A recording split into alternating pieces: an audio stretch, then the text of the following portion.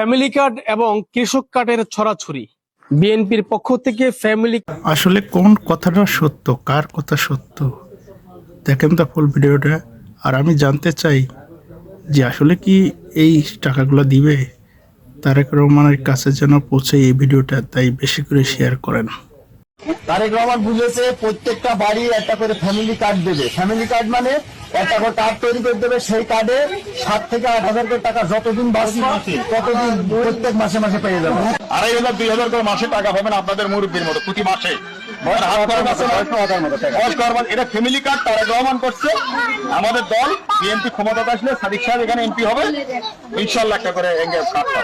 তাই যে ফ্যামিলি কার্ডের একটা ব্যবস্থা আছে, ভাতা, সেখানে মাসে মাসে 7,000 করে তারও বেশি পাইতে পারো।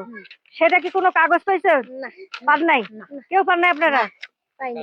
সেই কাগজটা একটা আপনার কাছে রাখবেন, একটা আমার কাছে রাখবো।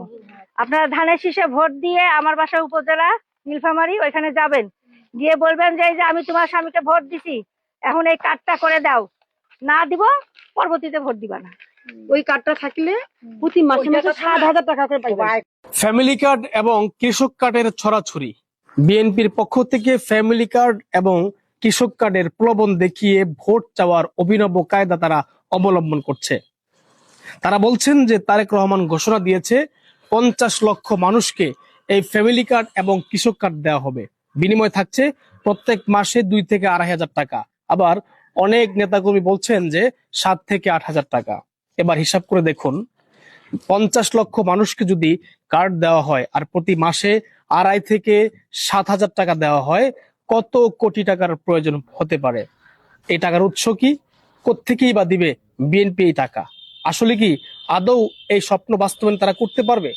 সত্যি যদি দেয় তাহলে তারেক রহমান নিজে মুখে বলুক, হ্যাঁ আমি দিব, আমরা ক্ষমতায় আসলে বলুক। ফুল ভিডিও শেয়ার করবেন, তারেক রহমান কানে পোষা পর্যন্ত, চোখে পোষা পর্যন্ত।